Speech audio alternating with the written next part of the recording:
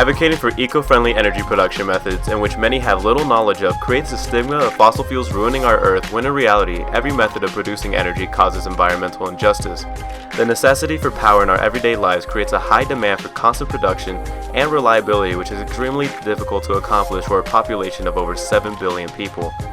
Fossil fuels were first used in the mid-18th century, but it wasn't until the beginning of the 20th century when coal was used to produce electricity to power everything we know today.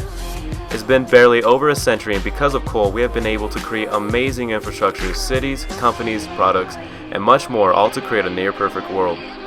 Realizing coal replenishes at a slow rate, other means of energy production were sought after, such as nuclear, solar, and hydroelectric energy.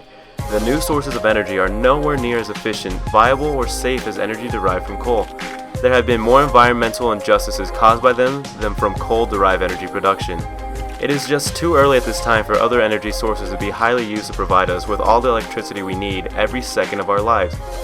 Energy produced from coal is more environmentally just and causes less damage than all other sources of energy. It's much more safe, beyond efficient, extremely viable, and our best energy source option at the moment to use because of its mass abundance, clean means of production, and ultimately imposes the least amount of problems in our environment. Solar energy has caused several incidents that are linked to the manufacture of these shining symbols of environmental virtue to a trail of chemical pollution. The byproduct silicon tetrachloride is a very toxic compound that, when exposed to water, releases hydrochloric acid, which acidifies the soil and emitting harmful fumes. Solar energy simply is not ready to be put into use at this moment because it is surprisingly very environmentally unjust. The oil rig Deepwater Horizon exploded, triggering an oil spill in the Gulf of Mexico in 2010. The Gulf War of 1991 had over 250 million gallons contaminated the environment, and Chernobyl plus 9 other nuclear energy power plant explosions have all caused irreversible damage to environments as well as economies. People were forced to live with terrible living conditions, and their environments were permanently changed. Satellite measurements show that an increase of CO2 over the last few decades has already caused a pronounced greening of the planet, especially in arid regions.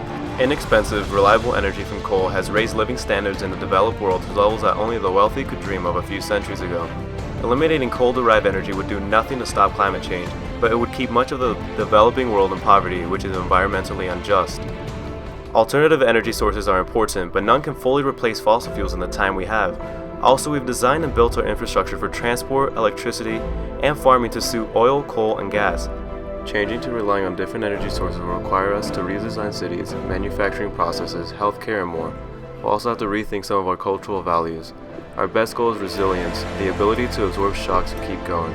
If we do nothing, we still get to a post-carbon future, but it will be bleak. However, we plan the transition, we can have a world that supports robust communities of healthy creative people and ecosystems with millions of other species. We're in the ride of a lifetime. Coal-derived energy is the cleanest source of energy, causing minimal environmental injustices. We have to understand the issues and use the best of our fossil fuels to prepare our future with the hybrid-like use of fossil fuels and new energy resources to establish environmentally just environments for our kids and future generations.